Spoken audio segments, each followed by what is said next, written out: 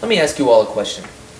Would you be upset if you were not allowed to express your love for your significant other through the sanctity of marriage? What about if you couldn't make the agonizing yet very important decision to keep or pull your loved one on or off of life support, respectively? What if your family members didn't receive the benefits that you had worked so hard throughout your life to receive? Well, in this country, there's a raging debate about whether or not people of the same sex should be able to legally marry.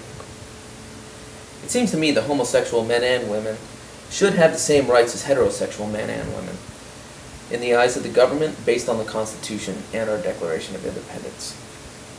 Now, everyone should receive the benefit from the same various tax breaks, share the insurance share policies, be allowed to make the necessary medical decisions for their loved ones, and be viewed as legally married in the eyes of our government.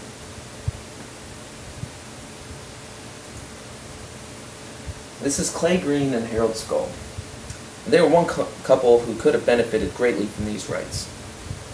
Clay and Harold lived in Sonoma County, California, and were partners for 20 years.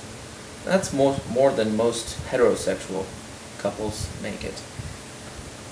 Now, they thought that they had made the appropriate efforts to protect their legal rights by having the appropriate paperwork, such as a will, a power of attorney, and medical directives, all naming each other as the beneficiaries. One day, Harold, who was already in poor health and 88 years old, fell down the stairs and was taken to the hospital.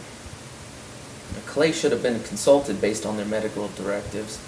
Instead, county and health officials denied Clay from seeing Harold and treated Harold as though he had no family whatsoever.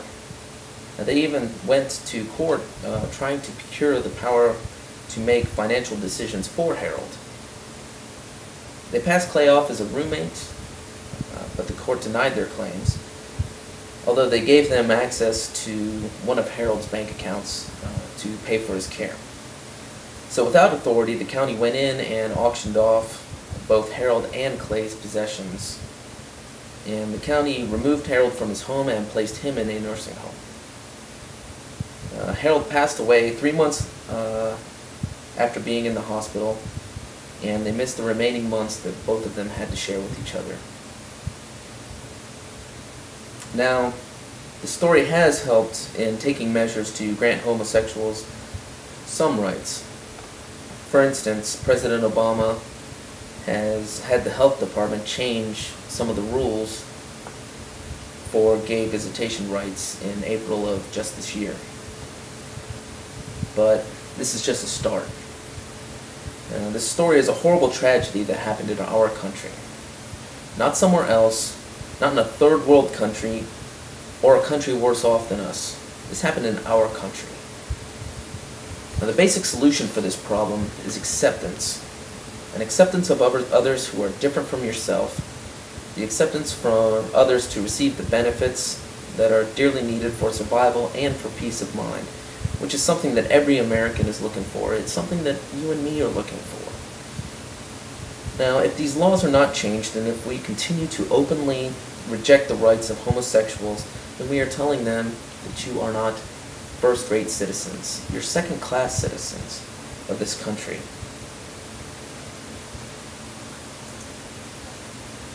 This is Philip Spooner. Philip Spooner is a World War II veteran.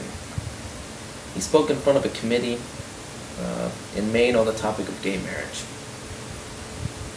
His unit earned many service awards while he was serving as a medic and an ambulance driver at the Battle of the Bulge, and while he served in Patton's Third Army. He and his wife had 4 children together, and one of whom was gay. And he was in front of a committee that day because he was asked the question at a polling booth: do you believe in equality for gay and lesbian couples?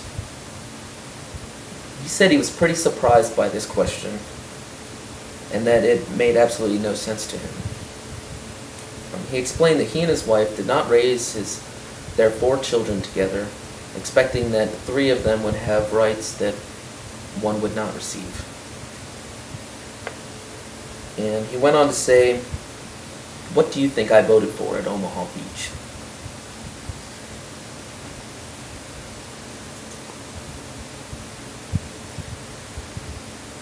So when the question gets asked, and your chance comes up to change this mindset or the laws that keep homosexuals from having equal rights, remember, they're human beings. They're Americans, and they're entitled to the same unalienable rights that we all deserve. Thank you. Here's my audience.